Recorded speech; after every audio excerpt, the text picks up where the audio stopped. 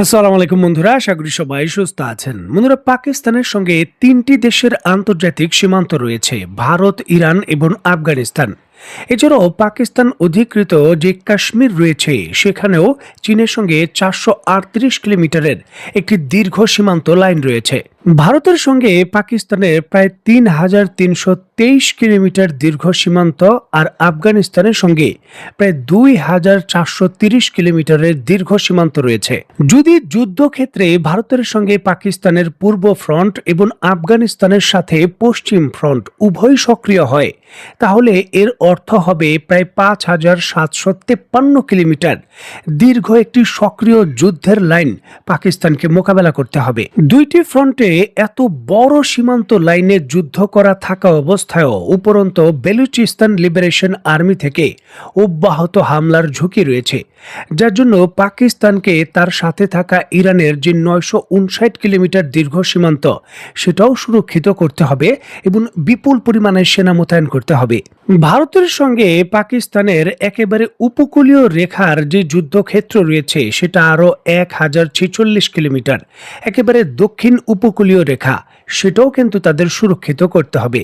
মোটামুটি হিসাব করে চীন নিশ্চিত করেছে অন্তত 8,000 কিলোমিটারের একটা দীর্ঘ ফ্রন্ট লাইনে আফগানিস্তানের সঙ্গে যুদ্ধ বাড়লে পাকিস্তানকে যুদ্ধ করতে হবে, যেটা পাকিস্তানের জন্যই শুধু কঠিন কাজ নয়, পৃথিবীর কোনো দেশই 8,000 কিলোমিটারের অন্তত 3-4টি ফ্রন্টে এইভাবে যুদ্ধ করতে পারবে না। স্টুডেন্ট, নিশ্চয়ই আপনারা দেখতে পাচ্ছেন অত্যন্ত গুরুত্বপূর্ণ এই বিষয়কে কেন্দ্র করে পাকিস্তানকে সর্বোচ্চ সতর্ক করেছে চীন। তারা জানিয়েছে পাকিস্তানের সর্বোচ্চ প্রস্থ পূর্ব থেকে পশ্চিমে 1,125 কিলোমিটার এবং উত্তর থেকে দক্ষিণে দেশটির সর্বোচ্চ যে দৈর্ঘ্য রয়েছে হিন্দুকুশ পর্বতমালা পর্যন্ত আরব সাগর থেকে সেটা 1,875 কিলোমিটার।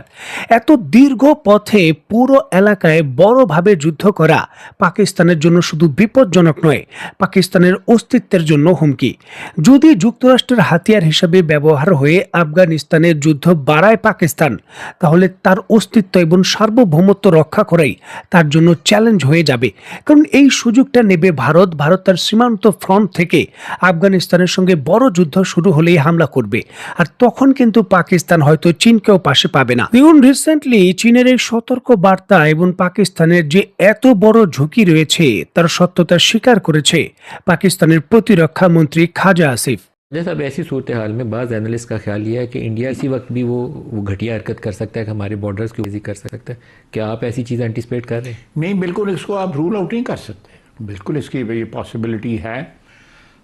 लेकिन हम जब भारत के साथ हमारा ये इनकाउंटर हुआ आज से कुछ महीने पहले, बुनियादन महसूस जो हुआ है, तो हम अफ़गानिस्तान के बॉर्डर से तो वहाँ पे फ़ौज लेके नहीं गए हुए थे।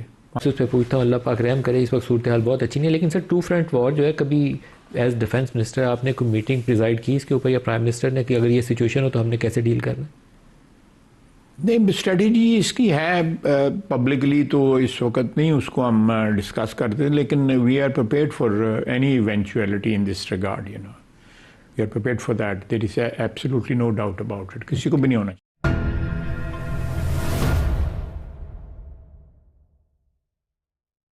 এখন দেখুন, যদিও পাকিস্তানের প্রতিরক্ষা মন্ত্রী জোর গলায় দাবি করছে যে আফগানিস্তান, ভারত এবং ইরান তিনটি ফ্রন্টেই তারা যুদ্ধ করতে প্রস্তুত এবং তারা ক্যাপেবল, তবে বাস্তবতা কিন্তু খুবই কঠিন।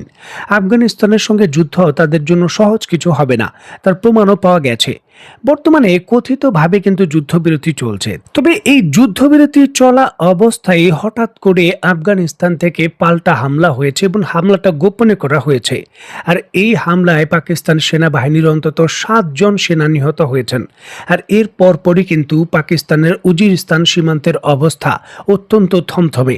এখানে বলে রাখা ভালো, আফগানিস্তান এবং পাকিস্তানের ডুরাল লাইন সীমান্তের কাছে যে বেলুচিস্তান, উজিরিস্তান এবং অন্যান্য পেশোয়ার শহর সহ যে সকল স্থান রয়েছে সবাই কিন্তু আফগান তালেবানদের সঙ্গে বংশভূতভাবে জড়িত, মানে তাদের কালচার কৃষ্টি সরাসরি আফগান তালেবান এবং ওই অঞ্চলের মানুষের সঙ্গে যুক্ত, যার জন্য পাকিস্তান সেনাবাহিনীর সীমান্ত এলাকায় পাকিস্তানের পক্ষে কথিতভাবে যুদ্ধ করলেও ওই অঞ্চলের মানুষের কোনো ধরনের সাপোর্ট পাচ্ছে না। এমনকি কোনো কোনো ক্ষেত্রে উজুরিস্তান এবং ডোয়ারান লাইন আশেপাশে যে পাকিস্তানি নাগরিক রয়েছে এবং পাকিস্তানের যে অঞ্চলগুলো রয়েছে তারাই পাকিস্তানের সামরিক বাহিনীর বিরুদ্ধে যুদ্ধ ঘোষণা করেছে এবং তারাই কিন্তু বিভিন্ন ধরনের হামলায় সহযোগিতা করছে। এবং সীমান্ত এলাকায় প্রচন্ড শক্তি নিয়ে আফগান তালেবান তার যে আর্টিলারি রয়েছে এবং মাল্টিপল রকেট লঞ্চার সিস্টেম রয়েছে সেটাও ব্যবহার করেছে এবং সীমান্ত এলাকার অদূরে পাকিস্তানের কয়েকটি প্রদেশের ভেতরে সেগুলো হিটও করেছে। পাকিস্তান স্বীকার করেছে এবং পাকিস্তানের পক্ষ থেকে প্রধান অভিযোগ হলো যে এই সকল কর্মকাণ্ডে আফগান তালেবানদের সরাসরি সহযোগিতা করছে পাকিস্তানের সীমান্তবর্তী এলাকার গ্রাম এবং সেখানকার জনগণ, কারণ তারা পাকিস্তানের যে হুকুমত রয়েছে, তাদের যে আর্মি রয়েছে, সরকার রয়েছে, কারো সঙ্গেই বর্তমান স্থিতি নিয়ে এগ্রি করে না। তারা কোনোভাবে আফগান তালেবানদের সঙ্গে সংঘর্ষ চায় না এবং শান্তিপূর্ণ পরিস্থিতি চায়, যার সরাসরি বিরুদ্ধে দাঁড়িয়েছে পাকিস্তান, যেটা একটা সময় 1971 সালে যেই ধরনের স্থিতি তৈরি করেছিল পাকিস্তানের জন্য কিন্তু সেই স্থিতিও তৈরি করতে পারে।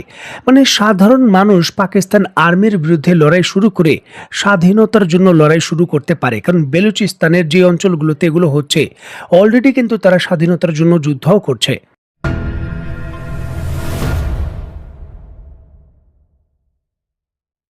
অর্থনৈতিকভাবে পাকিস্তান প্রচণ্ডভাবে কোণঠাসা। দেশটিতে মূল্যস্ফীতি বৃদ্ধি পেয়েছে এবং রিজার্ভ সংকটে ভুগছে। এমত অবস্থায় কেন আরেকটি ফ্রন্ট লাইনের যুদ্ধ শুরু করলো? এই ইস্যুটিকে কেন্দ্র করে পাকিস্তানের মূল ভূখণ্ডে যে বড় বড় শহর রয়েছে এবং সাংবাদিক রয়েছে তারাও কিন্তু বিভক্ত।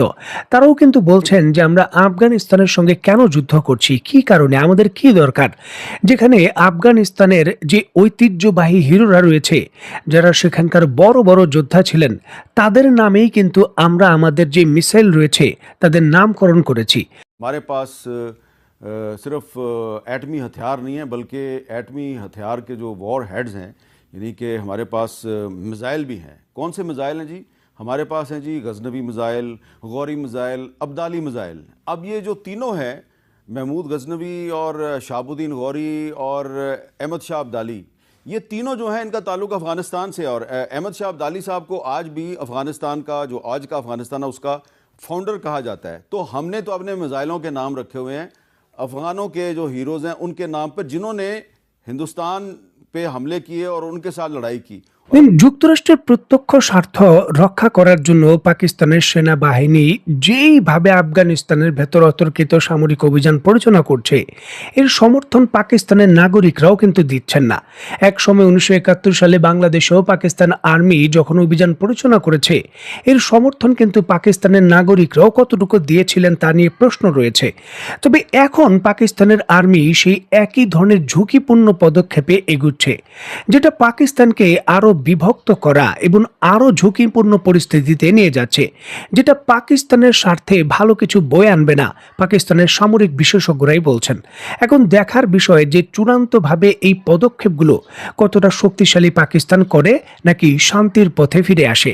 তো বন্ধুরা, আজকের মতো বিদায়। নতুন কোনো ভিডিও নিয়ে আবার দেখা হবে। সেই পর্যন্ত সবাই ভালো থাকবেন, সুস্থ থাকবেন এবং বাংলাদেশকে ভালোবাসবেন। আল্লাহ হাফেজ।